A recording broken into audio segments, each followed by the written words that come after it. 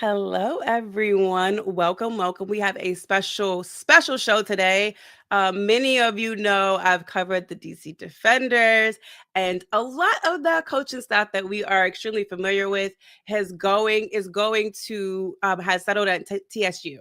And so we found out from Coach Shannon Harris himself that their homecoming game this season is going to be featuring the local DC team, Howard University. And so, what better way to start the buzz, to get things going, than to have TSU on and some DC Howard representation as well to talk about this matchup and all the anticipation that's going. So, I have a couple special guests today. We have Mr. Derek Fleming from the Uproar Show out there in Nashville, and Miss Melissa from Howard that covers Howard. So let me bring them in and let's get this show on the road. Oh yeah. Hey, how y'all doing? Taco Tuesday. Look, I don't even know what day it is. It's like this week has been so chaotic. I feel it's football season. That's all you need to know. It's football season. It is football season. And I'm so glad that we could have this conversation, this forum about these two teams. Being HBCUs, one being able to shine a light on them. I feel like HBCUs don't get enough love. And Amen. It's almost October. You can smell it in the air. There's almost homecoming season. And because I'm coming to TSU, I'm coming to Nashville for the first time, Derek, you have to really give us a rundown of what a TSU homecoming is like. Because me and Melissa know what it's like here in the DC, Maryland, Virginia area, but you have to give us an insight of what TSU homecoming is like. Yeah, so hey, thanks for having me on the show. Great seeing everyone this evening for us to be able to get a chance to kick off this joyous occasion. But one thing about, Tennessee State University homecoming, it's the biggest and the baddest. It's not close. I've been to I'm a kid from Jackson, Mississippi, and grew up watching Jackson State. Had a career at Tennessee State University where I played football there. And I've been able to travel. And I grew up in the HBCU culture. I've been to every basically football stadium in the SWAC. Haven't spent a lot of time on the East Coast, so this is why it's great to hang out with you guys. But I do know Howard homecoming is a fraction of what Tennessee State homecoming is. Oh, okay. It's starting there. It's a fraction. Starting there. I mean, it's a point and then some numbers behind it. It's just because of the sheer size, right? The sheer size, and I tease people. I was at Jackson State homecoming last year. I'm going to Alabama A&M homecoming. That's all those big SWAC schools. But the problem is, the reason why I say that is, it's just the numbers. It's a numbers game. It was like 10,000 people in the stadium last year at Howard, and our folks down here in Nashville said we was coming to take it over. And the numbers said we did. But the thing is, you're looking at 250,000 people, 250,000 people that's going to be associated with the Nashville, Tennessee State homecoming. And just sheer numbers, they just don't equate. We're just bigger and the baddest. Wow. Okay. Do you want to rebuttal that, Melissa? I do want to rebuttal that. Oh my gosh, are you kidding? I was trying to be polite. I know I'm kind of a newcomer here, so I was trying to be polite, okay? But listen, last year, homecoming was amazing. It was the 100th homecoming ever at Howard, so you know that it was lit. There are so many people. Howard homecoming is great. I've also been to Morgan State homecoming, which is also a great time. I think, listen, at the end of the day, all jokes aside, it's just really a great celebration of HBCUs and the culture and what they bring to the community. I think that is a really important point to make too, not just in homecomings, but also some of these other big classic games too. I worked in Alabama for about 3 years. And I've been to a bunch of Magic City Classics as well. So I think that those events are so important for the community. And I think that, and even if you're not part of the community, I think the best part about it is, like, obviously I'm not Black, but it's such a great way to, I think, learn, right? And come experience things. And everybody's always so welcoming. Literally, you walk down the street and people just hand you plates of food. You know what I mean? Everywhere you go.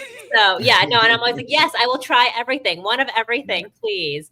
So I think it's such a great environment. So anybody that hasn't checked it out before, highly recommend. Yeah. So I mean, that means you're seasoned folks. Uproar Radio is fairly new. I was the ESPN announcer for Tennessee State for 5 years. So, being in the air or on air is not a big deal for me. But I like how you pivoted past the numbers, Kim, Melissa. Okay. I'm talking about intangibles. Okay. Listen, I'm just saying I based my career covering football on intangibles. There's so many intangibles that you experience at Howard Homecoming. Right. Okay. All right. Well, you win. Win. I was actually going to circle back to the numbers thing, but it's okay. I don't want any beef on either side here, because all love.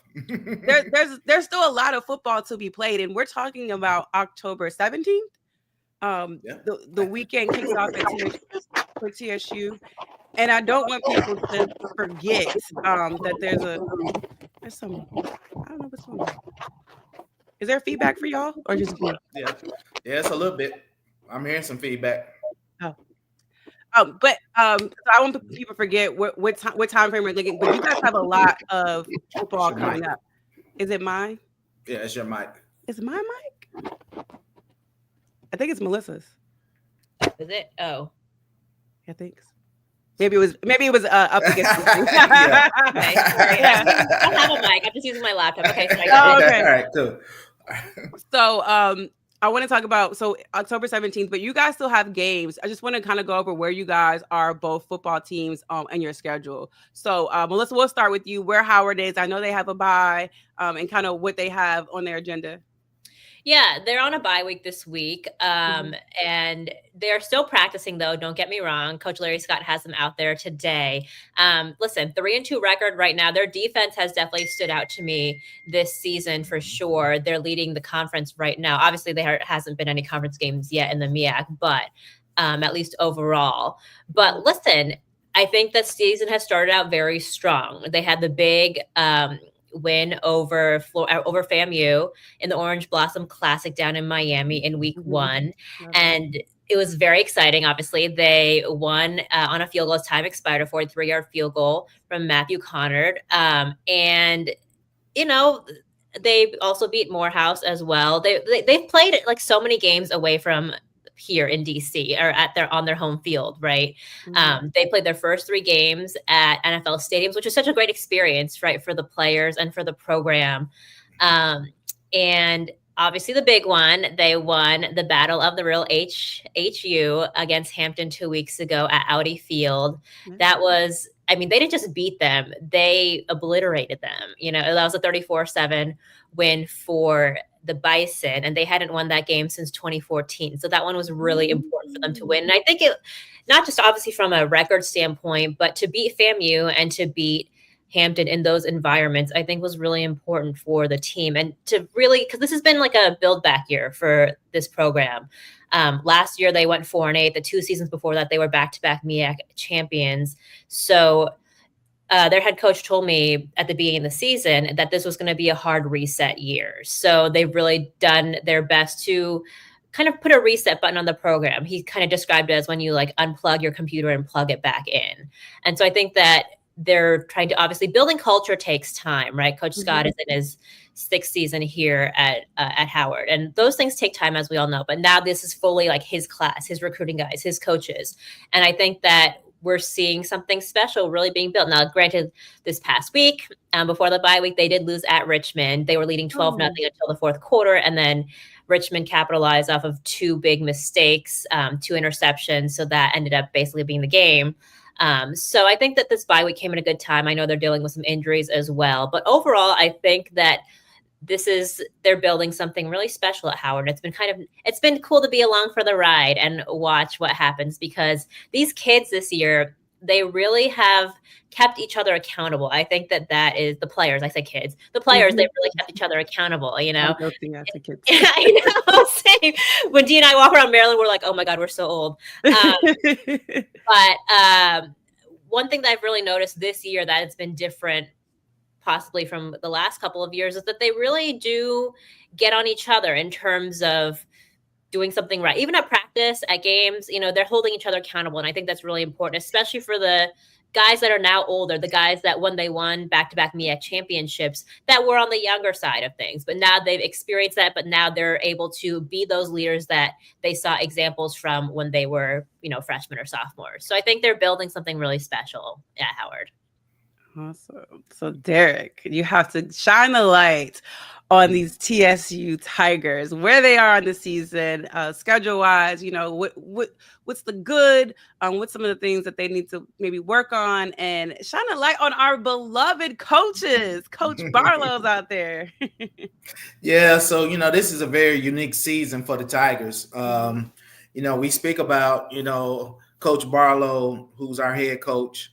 Coach Shannon Harris, who is the new head coach, and they're all residing in Nashville, Tennessee, at Tennessee State University on a very short time frame. Meaning, Coach Barlow was ready to coach a full season with the Defenders, and right before the season, he took a trip to Nashville and became our head coach. Yep. And then Coach Shannon Harris, was elevated, and then he showed up in Nashville in July as the offensive coordinator. So, the time frame has been very unorthodox. We lost 46 players from the championship team last year. We have 14 players that are playing in FBS right now from that team last year. So that means you had some pretty talented kids out there that was able to elevate into the next level and play on the FBS side. And so, long story short, our team is extremely young. A majority of our players were playing high school ball last year, and now they're on a college football. Which you have talent, that can make that transition. But ideally, that's not what you want to do. You want to have some more seasoned and veteran guys. So, with that being said, our team is currently 1-3. We did beat North Carolina A&T first game.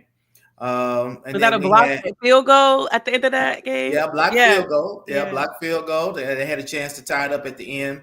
A very competitive game. And then we came right back and played the number one team in the nation, North Dakota State, in Nashville. And then, of course, we had the Legacy Series with A&M where they eked it out towards the end of the game.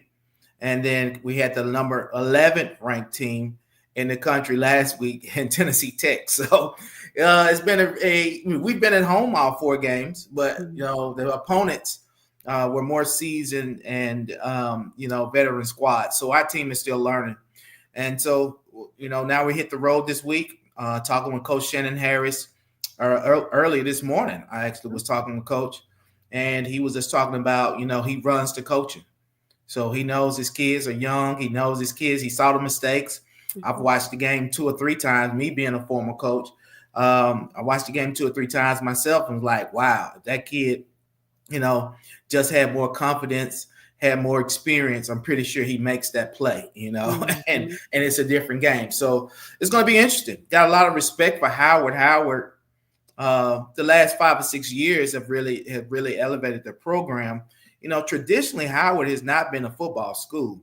And we recognize that, and we've pretty much had our way with Howard because we 16 national championships here in Tennessee State University football. So I mean, football is one of the things that we are known for, and over 110 players drafted, and the number 1 draft picks from this area.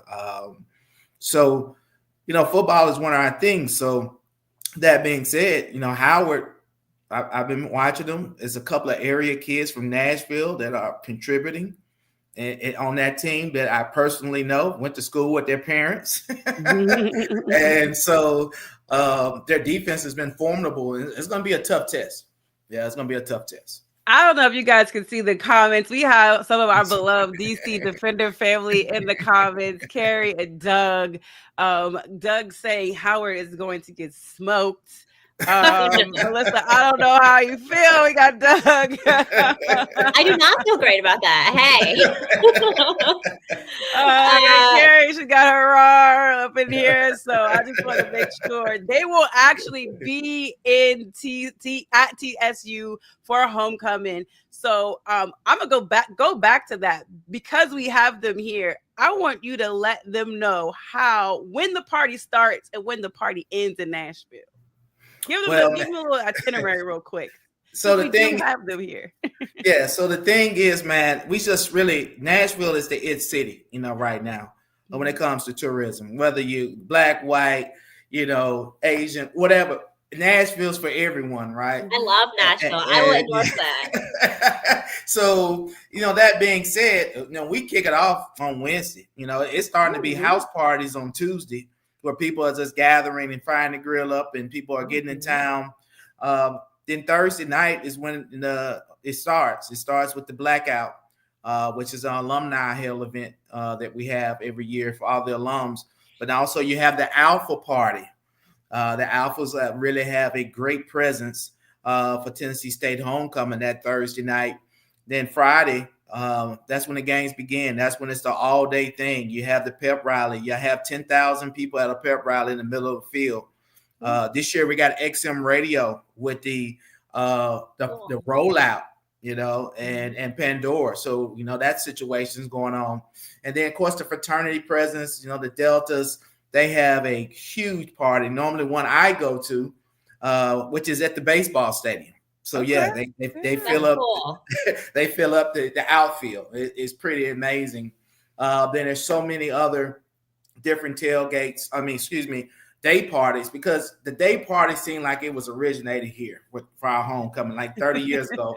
I'm a Kappa. You know what I'm saying? We had a thing called the Kappa Day Party. You know what I'm saying? And basically it was a tea party. And it started right at the homecoming. Right at the pep rally.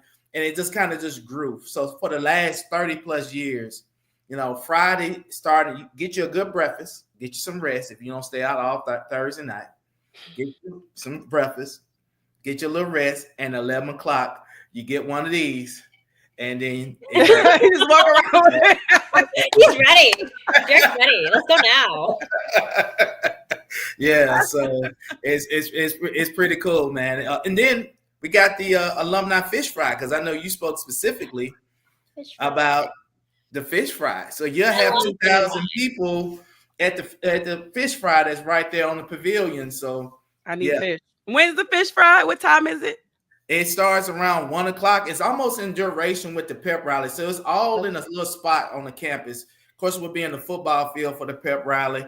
We have a basketball pavilion that's right here to the perpendicular, and that's where you'll have the older alum. They'll get the frying fish, and then we got the vendors, and then of course, me being a football player, we have an event going on inside the pep rally with our pop out, and we're cooking. It's just a time. Look, I want Doug's comments to be seen. He's gonna need an air tag in his pocket. Absolutely. I'm dead. Absolutely. He wants to be at the fish fry. Yes. So wait, tell me one more time, because I land in the morning on Friday. Yeah. I'm gonna need. No, you don't have to pick me up from the airport, but I just need to know once I lay my bags down, where I immediately go. It sounds like I need to go straight to the campus. Yeah, 3500 John A. Murray Boulevard. Just get dropped off. Just get dropped off. Don't even drive. Just get dropped out. I'm gonna drop off my luggage and immediately go to the fish fry. So I'm wearing comfortable shoes. Yes. I'm bringing my cup. Yes. Paraphernalia. Yeah, bring your cup, your paraphernalia, DC Defenders. Or I don't know if you're in a sorority, but you'll see all the sororities and fraternities. One of these is coming with me. I'm definitely gonna be wearing this. There you go. Got me a little DC Defender. Absolutely. I might as well wear it for the rest of the show now. Yeah. I'll definitely be coming. This is what I will look like come Thursday. Friday, excuse me. I might switch it up and wear the conference one as well. I will be representing the DC Defenders. Shout out. And Greg Williams is also there. Gotta love Greg. He's the DC defensive coordinator over there. Have you talked to Greg? I have. All he does is smile. He's like, Derek, who wouldn't want to coach in Nashville? It's like, he was with the Titan staff. And like I said, man, Nashville is just the it spot. So you can tell he's really trying to put his fingerprints on that defense, but being in Nashville is where he wants to be. Man, he's pretty happy about it. Melissa, have you ever had a conversation with Greg Williams? I have not, but I would love to, from what it sounds like, for sure. No, but I mean, I will give credit, to Nashville. I spent a couple years covering the SEC, and we obviously frequented Nashville quite a bit. Now, it is a really cool city. You know what I mean? There's always a million things to do, a million things to see. Nashville definitely, I would say, like in like my top like 10 cities, like in the US for sure, in the country for sure. It's a wait. Have you ever been? No, it's my first time. Oh my gosh. Okay. I feel like I need to go earlier. I feel like I'm no, there's so much cool stuff to see there. The food is great too, obviously. Like when I was there, I was covering the SEC men's basketball tournament, and we did the whole like walking down Broadway and like just seeing everything. It's cool. Nashville is definitely really, really cool. I like it a lot. So we're the hot chicken capital of the world, right? Yes, we started it here. We know the originator, Miss Andre, which is Princess Hot Chicken. So, you're going to get a lot of imposters. For everybody who's coming in town, everybody's going to try the hot chicken because you look it up, we're the hot chicken capital of the world, right? Mm-hmm. Listen, Hattie B's is cool. All the others are cool. You want to go to their originator, and that's Princess Hot Chicken. Princess, okay. And Princess Hot Chicken is the place you go. And listen, to me, I'm 48 years old. I never got over the medium level with the chicken, right? That's how hot it is. Real spicy. Okay. Yeah, so it's spicy. So now I'm down with light mild, okay? You go the opposite way as you get older. What that means. Yeah, you get older, you gotta go. You gotta go the opposite way. Right. So to everyone listening, everybody's gonna try out the chicken. Understand that mild is hot. So if you order hot, that's extremes. That's what's it? Ghost bonnets or Scotch bonnet. Scotch bonnets. Scotch bonnets. Oh, see, Scotch. Now I'm intrigued. I love hot food. Like love hot food. So now I'm like, maybe I should come and like. Yeah. I kind of want to come now. Okay. We can do this again. We can come on. I'm saying come on down like I live there. I'm just, I don't even know where I'm going, but I'm going. Right. I'm gonna be there. The flight is booked. I will be in Nashville. So you mentioned, okay, so we got the hot chicken, the Nashville hot chicken, and where's the location again?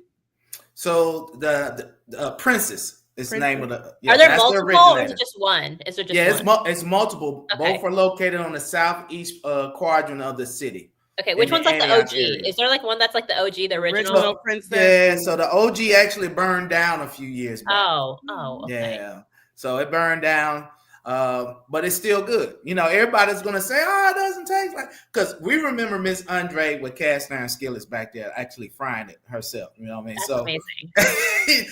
we got more commercial now. We can take volume in people, so it's still good to me. But just remember, mild is hot. Okay. Mm-hmm. All right, I'm gonna keep that in mind. What other specials should I have, or food that's special to Nashville that we have to try while we're there? We're gonna try to get Melissa out there. Yeah. So then we made mention of the fish fries and things of that nature. Right. Of course, Nashville is the home of Slim and Husky Pizza, which are Tennessee State, university grads. Okay. So that's pretty good. So that the pizza, the best fish sandwich. Of course, everybody's gonna be frying fish, but where everybody goes, when everybody ain't frying fish, is Ed Fish House. It was just about 5 or 10 minutes away from the campus.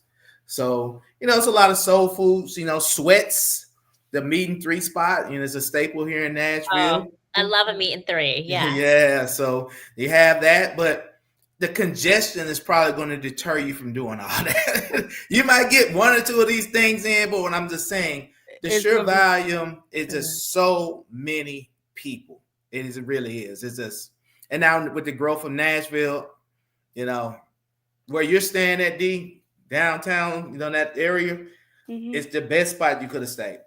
Okay. All right. Great. I'm excited. I'm like trying to figure out if I can squeeze in Thursday. I'm gonna check my schedule to see if I can get in a day earlier. And I'll let you know, because now you got me all pumped. I'm glad that we having this conversation. We might be able to recruit a couple more people down, because guess what we're going to be able to do? Oh. And Coach Shannon has emphasized this. He wants a beer snake in Nashville. Yeah. So that is the order in for the build, cups. Derek is going to help us build a beer snake in Nashville. Yeah. So we're going to have cups. We got to figure out if we're going to do it at the pep rally. If we're going to be able to do. So wait, what time is the game? 3:30 Central. 3:30. Okay, so that means tailgate is starting at like what, 10 a.m. Yeah.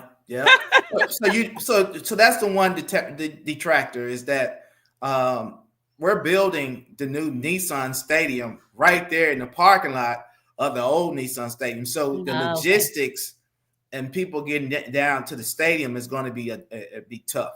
That's going to be real tough. But yeah, tailgate starts 5 hours before the game starts. So.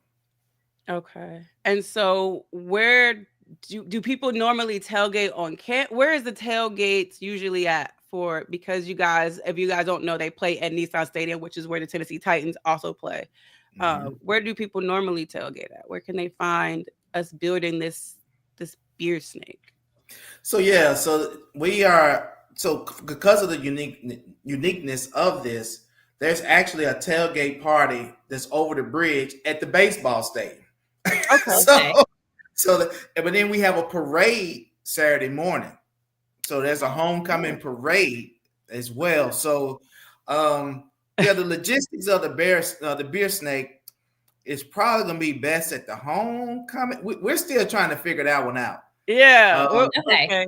Yeah, we might have a two-piece beer snake. We might have a pep rally beer snake, and we might have a tailgate beer snake, and figure out, how we can, because I do want to fulfill Coach Harris's wish of having a beer snake in Nashville. I think that would be so dope. In Nashville, if y'all can help participate, I know you're gonna have your personal cups, but we're gonna need you to have a little sip out of the cups so we can create the beer snake. Oh yeah. It is awesome. Have you been paying attention to DC Defenders and how they've been celebrating throughout the season? Oh, absolutely. Yeah. Yes. Shannon and I are great buddies. I mean, I've been knowing Shannon for 25 years. And when he got the opportunity, we were ecstatic, and I flew out to Dallas and hung out with him and got me some apparel and just kind of hung out and saw the opportunity. We always wanted him back in here in Nashville. That was the thing that we were all, trying former players and, supporters of Tennessee State University. So yeah, anything, because Chris Rowland is a Tennessee State grad. So, Chris was on that team. And so, yeah, we're out on the Defenders. A lot of, Nashville Defenders fan. Jordan, we want to see you too. I know where you live. Yeah, Jordan lives in Nashville. Yeah, so so yeah, man, we were truly excited for the success of the Defenders this year, and with our alum, Shannon Harris, getting the opportunity and cashing in. Shout out to Coach Barlow. I miss him as well. Like they are two different guys, but I love them the same. Coaching styles too different. I know Coach Barlow is in practice reciting some type of lyric for some rap song that I don't even know that the young kids know. He's just able to relate to them that way. Melissa, have you been to DC Defenders games, and have you been a part of that environment? I've been before, and they're definitely really, really fun because, sometimes this was I came to DC. I came to this area in 2021, and I moved to DC last year. So I haven't been around a whole lot, but I've been making my rounds into going to a Spirit game, a Wizards game, a Mystics game, a Defenders game, because it's part of the culture here. It's part of the sports culture here. And I want to make sure that all the local teams are supported for sure, because that's what's keeping them alive. You know what I mean? The fandom and people supporting them for sure. And when they come back, we'll make sure you have the ultimate beer snake experience this year at Audi Field, Melissa. We're going to make sure. Come on out to DC. We're going to put you in the beer steak section as well. It's nothing like it. It's nothing like it. I've turned people on to the DC Defenders experience. Audi it gets rowdy at Audi. Like it does. No, it really does. It's a real thing. Carrie and Doug, I'm so excited for them to get there and just be in the atmosphere of Nashville because they are a ton of fun. I was with them out in St. Louis when we won. We were in St. Louis back to back. We were there for the playoffs as well as the championship. So they're just ride or die DC Defenders fans. So you see them, it's gonna be a good time. It's gonna be a good time. Well, they're gonna be able to just fit right in, and we're Southerners, so we speak and hug and do all the type stuff. So come on. I love some Southern hospitality. That means, and the food is usually even better. Okay, woo. I'm excited. I'm just gonna go wear elastic, for that. And if you see me wear a big t-shirt, just leggings, just wear leggings. It'll be fine. Leggings. And eat. That's what I came here for. I might wear my Doug Defender t-shirt just so I can hide everything up under there. Hey, well, it's gonna be a great time, and normally the weather's real good, so hey, we're excited. Okay, yes. Let's speak on the weather. What's real good? Are we talking 70s? Are we talking 80s? What's the? Yeah, well, in Nashville, we'll stay in the mid 70s, and you'll catch a hot one. It was about 81 today. Okay. It's gonna be warm just this weekend, and then, we can get some 90 plus days in October. So how this thing is. Yeah. Normally it's very 70. But I haven't even checked. That's how many weeks? It's too far. Yeah, it's too far to see the forecast now. But I was just curious what it is usually. Is it a shorts thing? Is it a jacket? Jacket for later type vibe? So I'll come prepared. I'm checking the comments, making sure we don't have any more questions before we wrap here. But I really, truly, truly appreciate you guys spending time talking about their respective teams. Howard plays when again, Melissa? Howard plays not this week, but they'll play next week. They'll play at Sacred Heart and then at Tennessee State, obviously. And then they're going to be home for the first time. So the weekend after they play at Tennessee State's homecoming, they'll have their own homecoming against Morgan State here in DC. So I know that it's an exciting time. It's just a fun time of year, you guys. I love this time of year. It's my favorite. I think that a lot of Howard folks are looking forward to the game in Nashville because of how the game here in DC ended last year for the 100th Howard homecoming. So when Tennessee State played here. So I think there's a little bit of a vengeance revenge factor perhaps involved. Don't tell that to any of the coaches here. But, the narrative will write itself, I think, to get those guys amped up. But it'll be fun. It'll be really fun. That's what I heard. So I was talking to a Howard alum today, and I told them we were going to have this conversation today, and they were like, "Oh, we got to get TSU back. We owe them. Yeah, we owe them. Yeah. So how bad was the beating? I didn't get to research it. What did y'all do to Howard? I mean, listen, they started the game. Okay, so Tennessee State started the game off very strong. So Draylon Ellis, their quarterback last year, was very good. He was a very good dual threat quarterback. And they started off pretty strong. They were up 13-0, I believe, or 13-7 at the half. So still within reach. But then towards the end of the game, I think it was in the third quarter or so, one other guy, CJ Evans, he returned the kickoff for 99 yards. So I think that was kind of like the dagger at the end. And I know that a lot of those guys on Howard were really, really disappointed. But I will give credit to then head coach Eddie George. When I talked to him after the game during the interview, he gave a shout out he was almost emotional, and he talked about, he's like, turn around, look at Big Blue traveling and how well they traveled here. I mean, the tennis usually at the Howard games, the visitor side isn't always very full. You couldn't get a seat on that side there. I remember even in the entire stadium, both sides. So Tennessee State definitely showed up last year. So I think that the Howard folks are hoping, like we said, to return the favor this year. So we'll see, but it'll be fun.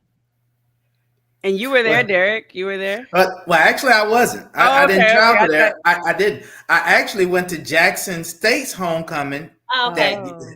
So I had a choice, and So my time and when I, at Tennessee State, Howard just wasn't a football school. So us playing Howard wasn't really a big deal. I know it's a big deal now because we play in these conferences and we don't get a chance to play a lot of, HBCU, BCU opponents. But I went down and saw Jackson State and FAMU for that because I go all throughout the South following swag football, right? And to see Jackson State, my home city, be so successful, it really makes me, happy. And a lot of pride. I'm sure you have so much pride in that too. Yeah, so they've overcome a lot of challenges, and they believe in their program and they believe in support. So yeah, I missed it last year, but I'll be here this year. You'll be there for the rematch. Yeah. Carrie wants to know, what's the policy at Lemons? I don't know if you know. She's asking for a friend.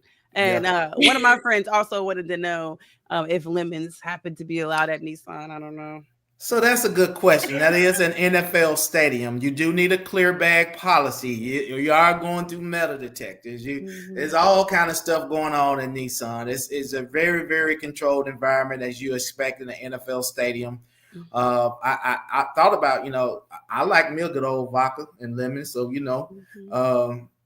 I know y'all do it up there like that. And I was just sitting here thinking like, I don't think they can get the lemon in. So let us check on that. We might have to do some tailgating before the game and throw all the lemons in the river because the stadium's on the river, or we just splash them, or whatever we need to do with the lemons to get the excitement before we go in the game.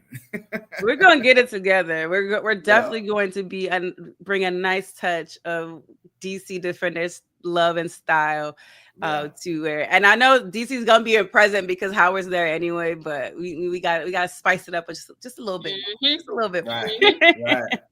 I want to thank you guys both for joining me. Thank you so much for taking the time to educate and just shining the light on this. I feel like I've gotten more excited. I've actually trying to change my flight to get there sooner. Melissa is going to try to join us, right? Yes, I'm now I'm excited. I want to come for sure. I'm not covering the game, but like I don't often get to be a fan, so this could be a good chance for me to be a fan. And Derek, this is your roots. Like this is your city, your town. This is your everything. This is your show. And I just want to thank you guys. Melissa, tell everyone where they can find you online. I just want to make sure everybody can link with you. That's kind of you. I'm at Melissa Y. Kim on both Instagram and Twitter and TikTok. I cover Howard. I also cover Maryland. I do the broadcast for Howard on ESPN here. And Dee and I cover Maryland together. I work for the CBS station here in DC. And so I cover a lot of different things, but my background is in sports. I've covered football for the last 14 years. So yeah, that's where I am. Awesome. And Derek, let everybody know where they can find you and the Uproar Radio Show, the whole team. Oh yeah. So you can follow me on Instagram at dflim 0427 at Uproar Radio Show. On YouTube is Your Time Network, and then on Facebook, of course, my name Derek Fleming. Awesome.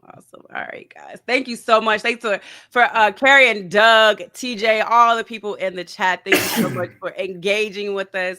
I know there's some people on Instagram. I can't see the comments from here, so shout out to y'all because we were live there as well. And we'll be in touch. We'll give you an update on if I'm arriving Thursday or Friday as scheduled. All right. All right. Thank y'all. All right.